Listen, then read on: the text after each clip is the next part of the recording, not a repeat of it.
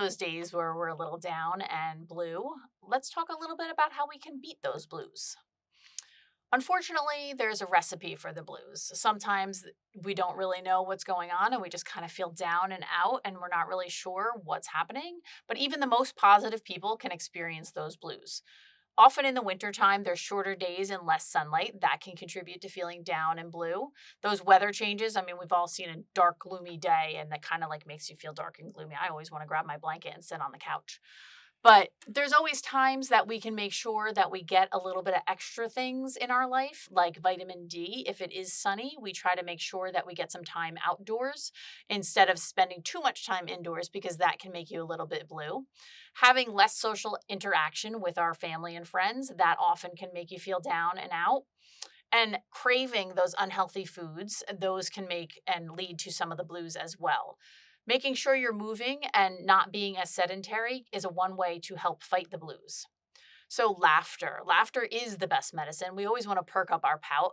Making sure that we incorporate laughter into our daily activity is wonderful. If you're really feeling down, maybe go home and grab a movie that always makes you laugh, even if it's the silliest movie, just something like that. Or do play a game, do something that gives you a bit of laughter. Laughter has healing properties. A lot of people just think, oh, okay, no, it does. It lowers your blood pressure. It can increase your heart rate. It helps lower your blood sugar, helps your abdominal muscles. So it's actually an exercise, brings oxygen to the brain, helps boost your immune system. It's a natural antidepressant because it helps boost all those happy hormones we want going on in our brain, like dopamine and serotonin. It helps open your airways. We've all laughed so hard sometimes that you have to get that big gasp of air in because it helps open your lungs and your airways. And it even helps burn a few calories. So laughter is the best medicine. Some health tips that we want to look at when we are trying to perk up our pout is to make sure that we keep our health and happiness in order. As I mentioned, there are certain hormones in the brain that we want to make sure that are moving at optimal speeds and we are getting good dopamine and serotonin levels. So we want to make sure that we are happy as much as we can possibly be. And research has shown that the happiest people tend to live 8 years longer than the saddest people. So that's pretty good information there. And also, in order to provide that happiness to yourself, it's important to make sure that you maintain your sleep habits. So getting at least 7.5 hours of sleep a night is important. It's about 7.5 to 9 hours is really what we're looking for. And people who sleep at least 6 hours a night are 30% less happy than people who sleep more. So if you get that 7.5 hours of sleep, you will be happier. And then on top of it, you're going to be a happy person. You will live longer because you're happy. So it's a great little equation there and making sure that you maintain that happiness level.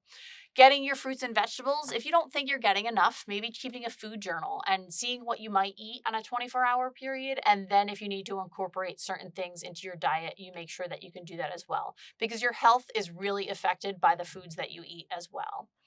Exercise for your mental health.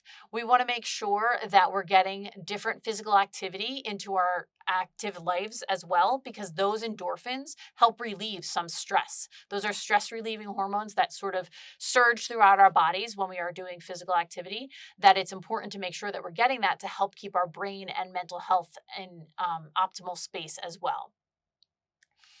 We're always looking to be outdoors and always looking to see how we can incorporate that. I love ecotherapy. I love whether it is just sitting outside and listening to the trees and birds around me and the slow winds that might be blowing. Getting about 15 to 30 minutes a couple times a week is really great for your mental health and helping keep you in a good mind space. You could sit in the silence, you can take a walk, you can do an activity, whatever it is. Even in the winter, you can play in the snow or go tubing or skiing, whatever those activities are. If you have a dog, take your dog for a walk. It's a wonderful way for the dog to get some activity as well as yourself. Observing nature has been shown to actually lower your blood pressure and improve your mood, calm your brain, and even reduce your fatigue. So we're always looking to find balance. We want to make sure that we're living with less worry to help improve our health. Eating that balanced diet, having healthy brain foods like nuts and fatty fishes, as well as a very colorful diet of fruits and vegetables is really what's important for our mood. Keeping an eye on your hobbies to enjoy, that's important. If you have something you enjoy doing and it just brings you joy, whatever it is, reading a book, keeping a journal or drawing or painting, whatever that hobby is a wonderful way to keep your brain happy as well. Find those things that give you energy and focus on that. Slow down, give yourself that me time, finding a friendly conversation, calling a friend, getting some laughter into your daily activity is a wonderful way to help make sure that you are beating those blues. Making sure you have an overall well balance in your diet as well as your activities in your daily life is really what makes the happiest people.